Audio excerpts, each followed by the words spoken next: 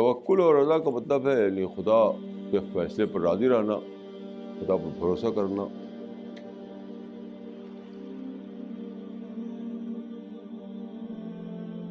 جو ہو جائے اس پر اس کو ایکسیپٹ کرنا، یہ مطلب ہے اس کا. پھر اب فجر کے آخر میں جو آیتیں ہیں اس کے مطالعے سے یہ سمجھ میں آتا ہے کہ ملنا اور نہ ملنا دونوں ہوتا ہے ٹیسٹ.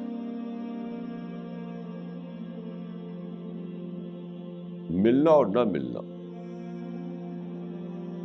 یعنی اچیومنٹ آف فیلئر، غریبی امیری،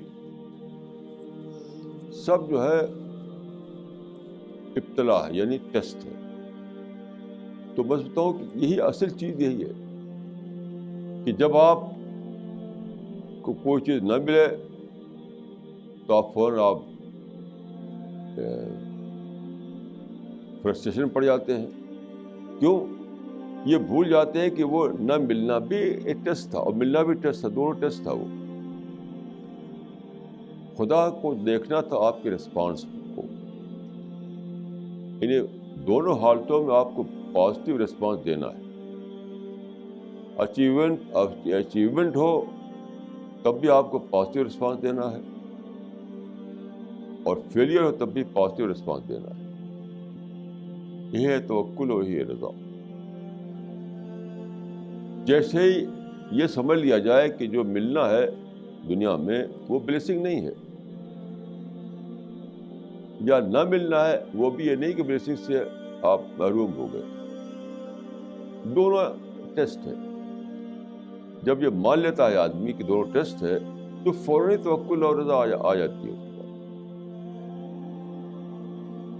بلیسنگ جو ہے وہ تو آخرت میں ہے، پیراڈائز کی شکل میں ہے. دنیا میں تو بلیسنگ نہیں ہے، یہ تو ٹیسٹ ہے. کسی کے پاس پولیٹیکل پاور ہے تب بھی ٹیسٹ ہے، ویلتھ ہے تب بھی ٹیسٹ ہے، بچے ہیں تب بھی ٹیسٹ ہے، یا یہ چیزیں نہیں ہیں تب بھی ٹیسٹ ہے.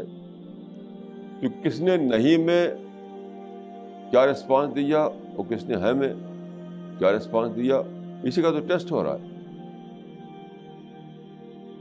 تو بطور ٹیسٹ جب لیں گے تب توکل اور رضا کا رسپانس دیں گے آپ. بغیر ٹیسٹ نہ لیں گے تب اس کا الٹا ہو جائے گا. وہی ہے اصل فیلئر، وہی ہے.